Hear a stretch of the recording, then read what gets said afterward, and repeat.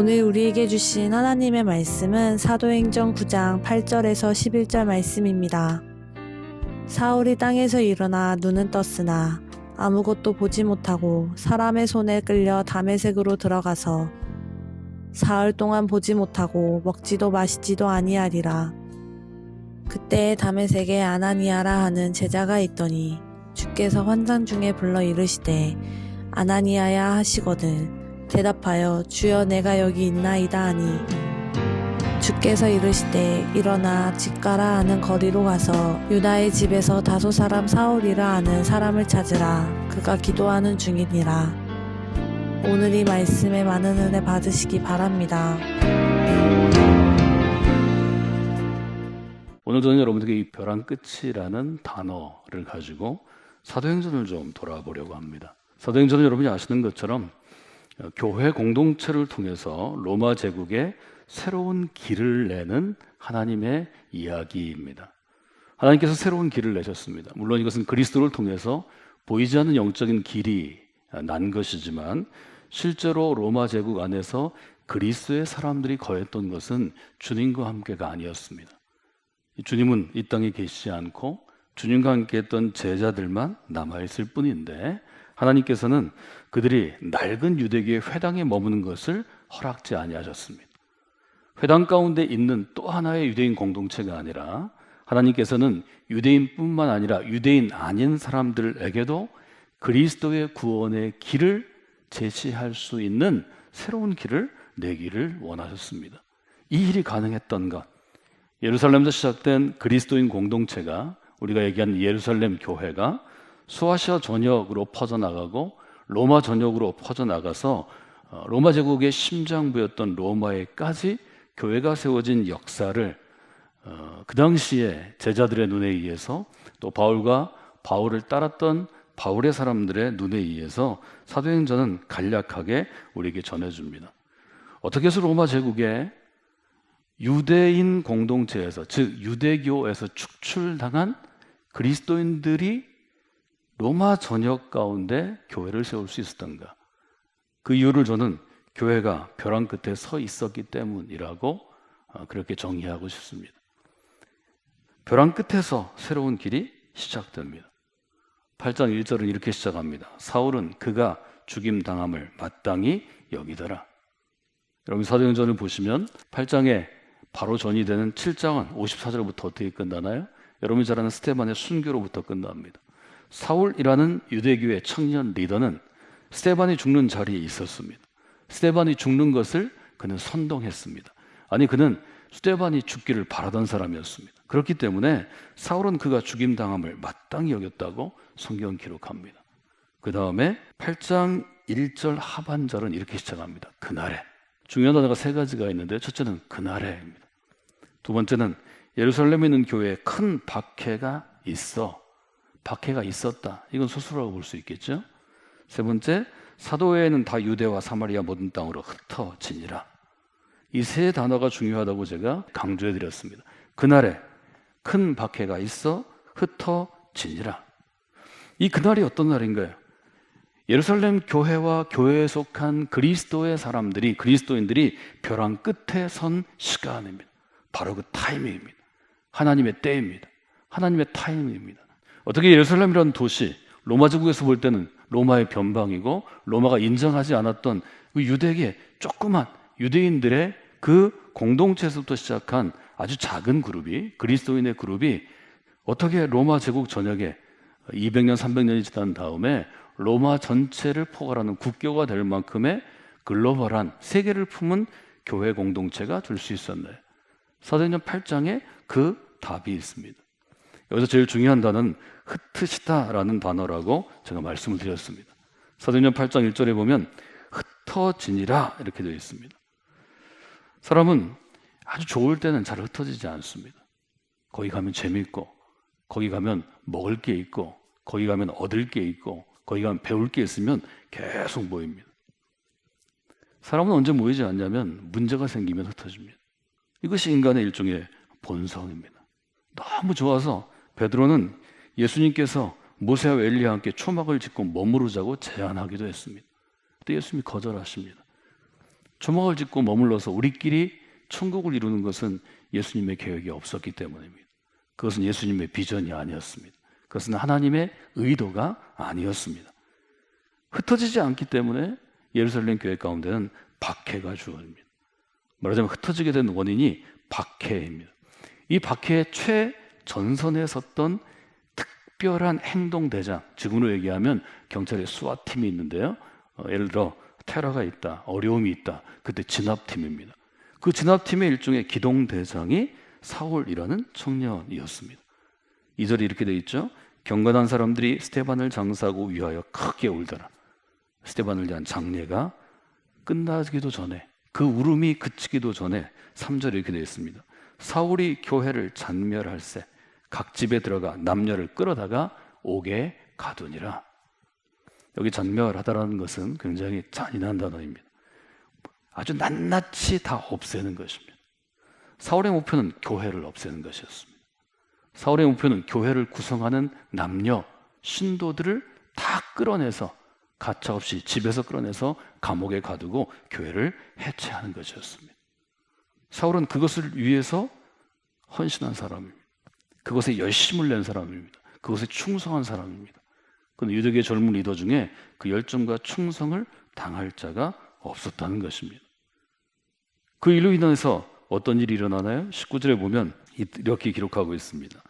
그때 스데반의 일로 일어난 혼란으로 말미암아 흩어진 자들이 베니게와 구브로와 안디옥까지 이르러 유대인에게만 말씀을 전했는데, 흩어진 사람이 어디까지 가냐면 베니게, 구브로, 안디옥까지 퍼져나갑니다. 이들은 오직 유대인에게만 그리스도의 복음을 전했습니다. 20절에 보면 그 중에 구브로와 구레네 몇 사람이 안디옥에 이르러 헬라인에게도 말하여 주 예수를 전파하니. 그런데 이들이 안디옥에 이르렀을 때 유대인이 아닌 헬라인에게도 전하기 시작합니다. 베니게, 구브로, 안디옥은 지금의 터키로부터 시작해서 지금의 시리아 위쪽까지 있는 일종의 광대한 소아시아 지역이죠. 여기서 드디어 안디옥이 등장합니다. 이 관정을 많은 신학자들이 또 많은 설교자들이 마치 민들레가 씨앗을 퍼뜨리는 것 같은 이치다, 이렇게 표현합니다. 민들레 씨앗은 제가 한번 설명해 드렸지만 바람이 불을 때 날아가기 좋은 구조로 되어 있다는 거죠. 그래서 깃털처럼 가볍게 어떤 드론처럼 비행체처럼 날아간다는 거죠. 수천 개의 씨앗이 퍼져나갑니다. 봄바람이 불을 때 민들레가 퍼져나가는 거죠.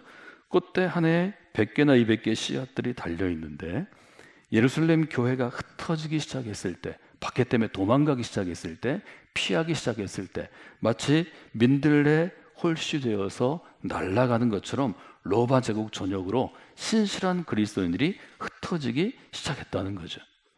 여러분, 벼랑 끝이 중요합니다. 예루살렘 교회도 박해라는 벼랑 끝에 섰을 때, 거기서 피하지 아니하면 잡혀가고 어려움을 당하고 내 인생이 끝나는 위험에 있을 때 흩어져서 다른 도시에 가서 복음을 전하기 시작합니다. 이것은 교회와 같은 공동체도 마찬가지입니다. 국가도 마찬가지입니다. 국가도 벼랑 끝에 섰을 때 새로운 길을 찾는 시도를 하게 되는 것입니다. 한 개인도 마찬가지입니다. 벼랑 끝에 섰을 때 새로운 길이 시작되는 것입니다. 저는 여러분에게 한 어떤 공동체, 사회나 기업이나 뭐 학교나 아니면 교회와 같은 공동체의 성장에 대한 그래프를 여러분에게 설명해 드리고 얘기한 적이 있습니다. 모든 조직은 첫 번째 시작하면 탄생의 단계인데요, 그 다음에 성장하기 시작합니다. 처음에 원만하게 성장하다가 열심히 하면 아주 가파른 성장을 하게 되고요, 3단계 접어들면 성장이 끝점에서 이미 정체됩니다. 3단계가 지나가면 그 다음에는 몰락하게 됩니다. 저것은 모든 성공적으로 운영되는 국가나 사회나 가정이나 개인이나 학교나 어떻게 할 수 없는 4단계입니다.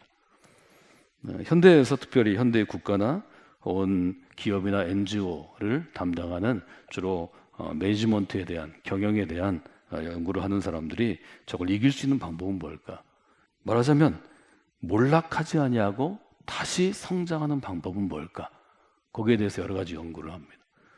대부분 어떤 이야기를 하는가 하면 성장의 3분의 2쯤 왔을 때, 완전한 정상에 올라가지 않았을 때 다음 단계를 준비하는 공동체만 재도약할 수 있다고 얘기합니다. 성장이 일단 한번 꺾이면 그 다음에 재도약하는 데는 10개의 힘이 필요하다면 몰락한 다음에는 100개의 힘을 더 들여도 몰락하게 됩니다. 그런데 성장의 끝점에 다다르기 전에 그 다음 피어리드, 맞아, 그 다음 기간에 또 다른 도약을 준비하는 공동체만 성숙할 수 있다는 거죠.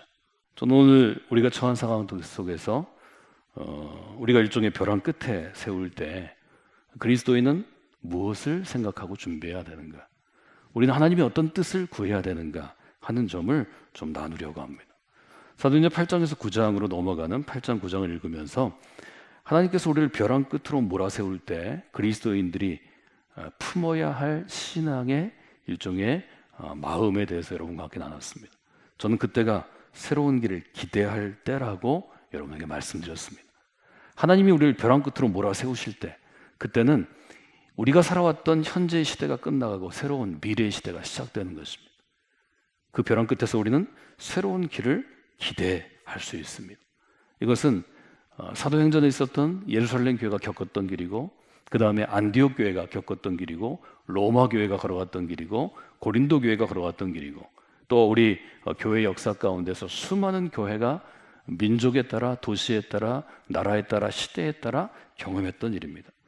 하나님께서 우리를 개인을 인생의 벼랑 끝에 세우실 때가 그때가 하나님께서 우리 인생 가운데 새 길을 내실 때입니다. 하나님께서 성광교회 믿음의 공동체를 벼랑 끝에 세우신다면 그때가 성광교회가 새로운 길을 내기를 기대하실 때입니다. 고민하는 이스라엘을 향해서 낡아진 유대교의 종교를 향해서 이사야는 새로운 신앙의 개혁을 부르짖으면서 그렇게 분명하게 도전했습니다. 여러분은 이전 일, 옛날 일을 기억하지도 말고 옛날 일을 생각하지도 마십시오. 하나님은 새로운 일을 행하시는 분입니다. 여기 아주 명령형이죠. 보십시오. 동사입니다. 보라. 내가 새 일을 행할 것이다. 그리스도인은 옛날 일을 기억하거나 옛날 일에 생각하거나 옛날에 붙잡혀 사는 사람이 아닙니다. 그리스도인은 새 일을 행할 것을 늘 마음에 기대하는 게 중요합니다. 그리하면 하나님께서 새 일 가운데 우리를 사용하시기 때문입니다. 새 일은 어떤 것인가요? 광야의 길을 내는 것입니다. 사막의 강을 내는 것입니다. 그러면 광야에서 길이 필요한 사람들이 그 길로 걸어가는 것이고 사막에서 강이 필요한, 물이 필요한 승냥이도 들짐승도 타조도 백성들도 그 물을 마시게 되는 것입니다. 벼랑 끝에서 새 길이 시작되게 하소서. 저희들이 이 제목을 붙잡고 기도하기를 원합니다. 하나님, 이 벼랑 끝에서 새 길이 시작되기를 원합니다.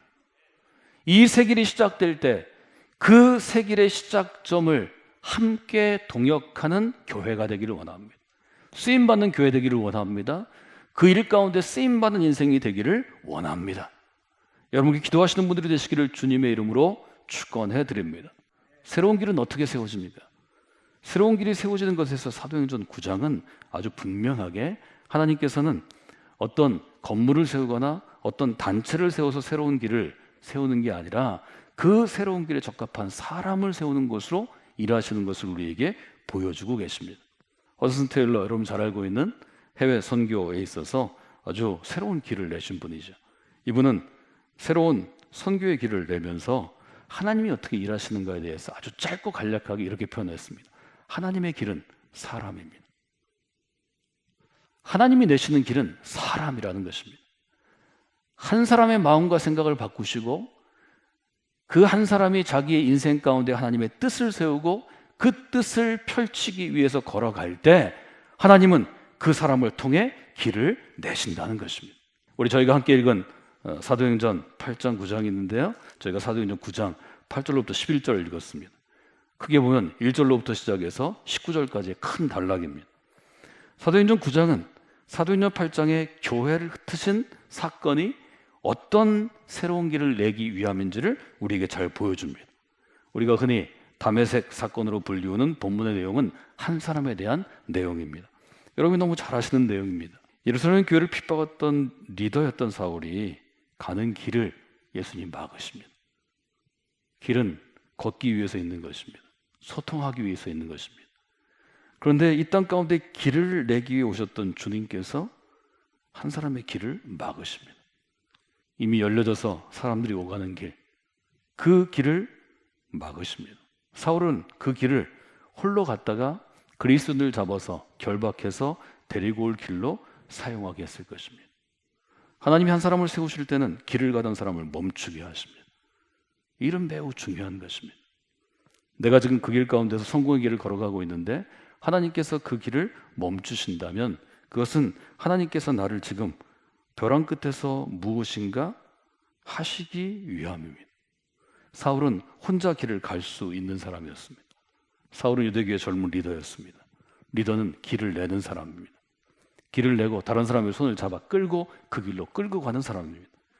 다른 사람의 손을 잡아 끌고 그리스도인을 핍박하기 위하여, 체포하기 위하여 특공대를 이끌고 가던 사울이 그만 길에서 멈춰 서게 됩니다. 여러 일들을 여러분들이 다 기억하시지만 여기서 제일 중요한 단어는 저는 8절이라고 생각합니다. 8절에 보면 이렇게 기록되어 있습니다. 사울이 땅에서 일어나 눈은 떴으나 아무것도 보지 못하고 사람의 손에 끌려 다메섹으로 들어가서, 저는 사람의 손에 끌려라는 어구에 아주 붉은색 펜을 썼습니다. 사울은 끌고 다니던 사람, 즉 인도하는 사람, 리더였습니다. 근데 이제는 끌려가는 사람으로 바뀐 것입니다. 끌고 가는 사람이 끌려가는 사람이 된 것입니다. 얼마나 답답하겠어요? 얼마나 힘들겠어요? 다른 사람의 손을 이끌고 힘차게 목표점, 타깃을 향해서 동기를 부여하고 전략적으로 계획을 해서 끌고 가던 사람이 이제는 끌려가는 사람이 되는 것입니다. 성경은 때때로 우리에게 묻습니다. 내가 걸어가는 길 위를 너는 지금 스스로 걸어가고 있는가? 아니면 다른 사람의 손에 끌려가는가? 물어보는 것입니다. 사울이 낸 길은 어떤 길입니까? 사울이 낸 길은 교회를 핍박하고 교회를 무너뜨리는 길이었습니다. 이제 그 길을 위해서 그는 멈춰 설 수밖에 없습니다. 길이 끊어졌기 때문입니다. 이 멈춰 섰을 때 그에게는 아주 당황과 공격과 충격이 옵니다. 이걸 패닉이라고 부르죠. 갑작스럽게 오는 공포, 겁을 먹는 것, 당황하는 것, 낭패하는 것. 패닉 상태에 있으면 사람은 먹지도 못하고 잠들지도 못하고 마시지도 못합니다. 구절에 이렇게 써 있죠. 사흘 동안 보지 못하고 먹지 못하고 마시지도 아니하더라. 하나님은 그때 일하십니다. 사도행전 9장 10절에도 보면 사도행전 8절에 그날에 한 것처럼 이렇게 시작합니다. 그때 하나님은 일하시는 것입니다. 사도행전 8장 1절에서 그날에, 사도행전 9장 10절에서 그때, 여러분들이 빨간색 펜으로 동그라미를 치시고 한번 돌아보시면 좋겠습니다. 저는 이 두 단어를 아주 좋아합니다. 그날에, 그때, 제가 아주 좋아하는 표현입니다. 저는 그때, 그날에 이 부분을 이렇게 읽습니다. 하나님께서 손을 대시는 그날에, 하나님께서 손을 대시는 그때. 저도 마찬가지고 여러분도 마찬가지일 것입니다. 하나님이 손 대시지 않는데 내가 가던 길을 멈추는 사람은 없습니다. 내가 가던 길을 멈추고 하나님께서 내게 주시는 새로운 길을 찾았던 사람, 모색하는 사람은 반드시 이 순간이 있습니다. 그때, 그날에 우리의 삶에, 우리가 계획하고 걸어가는 인생의 길에 하나님께서 손을 대시는 그날이 있습니다. 하나님께서 손을 대시는 그때가 있습니다. 어쩌면 그날 때문에, 어쩌면 그때 때문에 우리는 지금 이 예배의 자리 가운데 서 있을 수 있는 것입니다. 그때가 신앙적으로 표현하면 벼랑 끝에 선 것입니다. 나는 넓은 길을 가고 있는 것 같지만, 나는 지금 내 길을 잘 가고 있는 것 같지만, 그때가 벼랑 끝에 선 그때라고 저는 여러분에게 말씀을 드렸습니다. 하나님께 손을 대시는 그날이 있습니다. 하나님께 손을 대시는 그때가 있습니다. 그때가, 하나님이 여러분에게 손 대시는 그때가 하나님께 가까이 가야 할 때입니다. 하나님께 가까이 가면 하나님께서는 그날 그때를 통해서 우리에게 역사해 주시는 것입니다. 저는 여러분들이 그날과 그때를 지금 경험하시면 좋겠습니다. 벼랑 끝에 서 있는 그날에, 벼랑 끝에 선 그때 하나님께서 함께 일하십니다. 여러분들이 그 귀한 경험을 여러분들이 함께 하시는 그런 분들이 되시고 또 성화교회 믿음의 공동체가 되기를 원합니다.